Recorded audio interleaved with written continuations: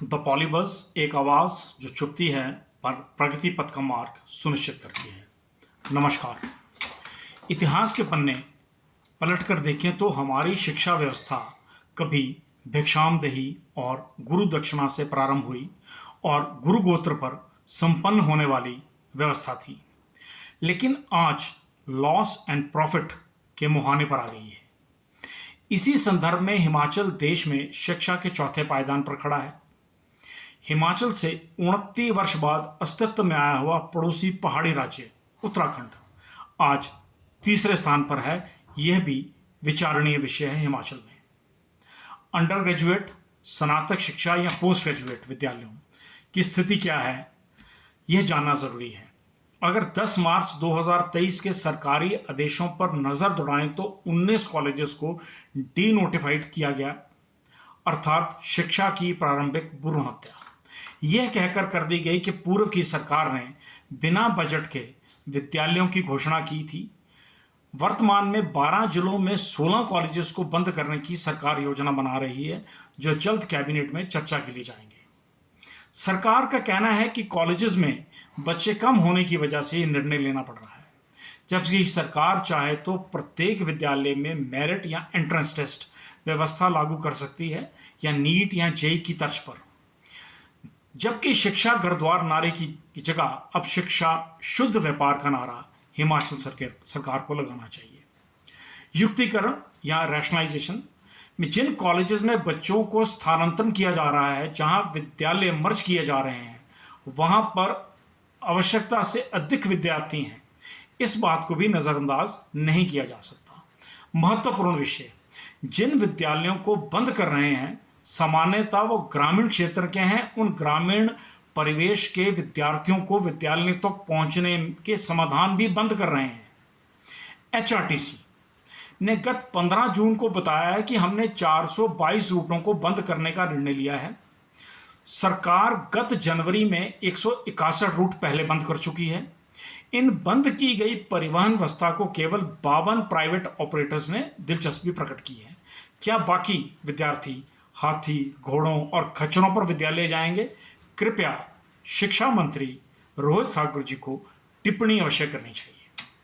आप विद्यालय बंद नहीं कर रहे, आप शिक्षा के स्रोत बंद कर रहे हैं।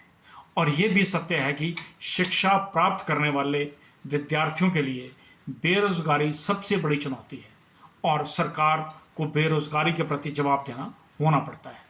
भारत सरकार का यह प्रयास कि शिक्षा केवल साक्षरता का पैमाना ना बने, बेहतर है उसे टेक्निकल यानी तकनीकी शिक्षा में परिवर्तित किया जा सके, जिससे युवा स्वयं रोजगार के लिए प्रेरित हो, वो अपना स्टार्टअप भी प्रारंभ कर सके। हिमाचल सरकार ने उसमें भी 2 कदम आगे उपलब्धि हासिल की है। तकनीकी शिक्षा मंत्री राजेश धर्माणी जी बताते हैं कि हमने 14 आईटीआई भी मर्ज कर दी हैं। ये हिमाचल सरकार की उपलब्धि है। दूसरी ओर नेता प्रतिपक्ष राहुल गांधी जी 10 जून को एक पत्र लिखा है प्रधानमंत्री जी को कि हाशिए पर रहने वाले 90% विद्यार्थियों की शिक्षा में बाधा उत्पन्न हो रही है।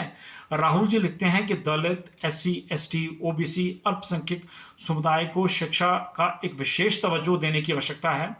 महोदय, हिमाचल प्रदेश में भी उस पत्र की प्रतिलिपि यानी कि कॉपी हमारे लोकप्रिय मुख्यमंत्री सुखविंदर जी को भी भेज देते।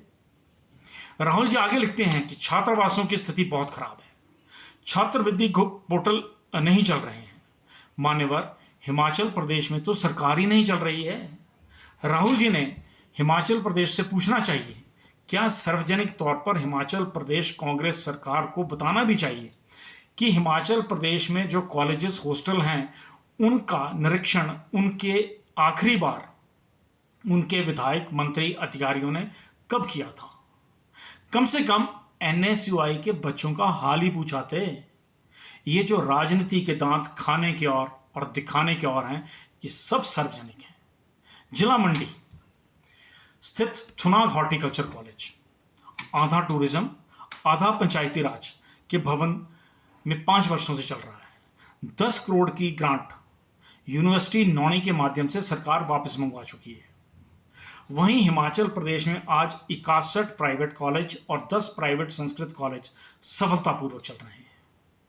सरकारी आंकड़ों में नजर डालें तो वित्त वर्ष 21-22 जयराम जी के कार्यकाल से वित्त वर्ष 22-23 सुखराम जी के कार्यकाल में 16% शिक्षा क्षेत्र में कटौती की गई है।